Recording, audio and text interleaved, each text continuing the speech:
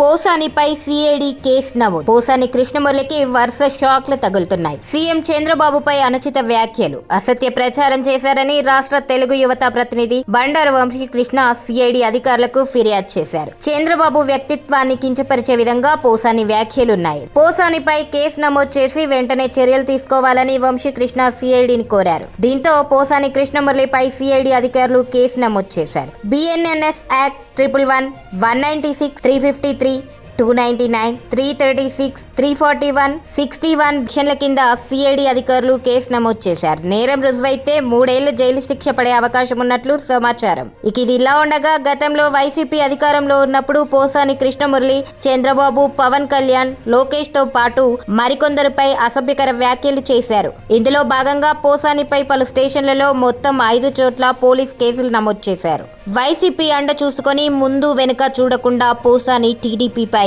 అనుచిత వ్యాఖ్యలు చేయడంతో అధికారంలోకి వచ్చిన తర్వాత కూటమి ప్రభుత్వం పోసాని మెడకు ఉచ్చు బిగిస్తుంది.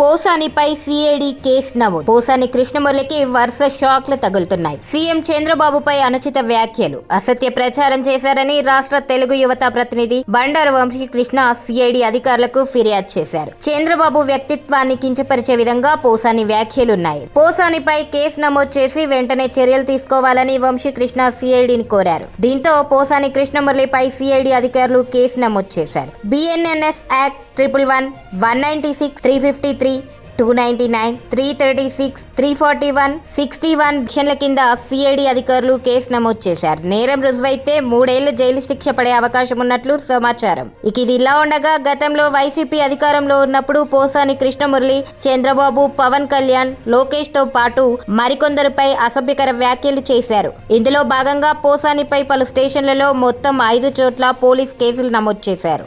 వైసీపీ అండ చూసుకొని ముందు వెనుక చూడకుండా పోసాని టీడీపీపై అనుచిత వ్యాఖ్యలు చేయడంతో అధికారంలోకి వచ్చిన తర్వాత కూటమి ప్రభుత్వం పోసాని మెడకు ఉచ్చు బిగిస్తుంది.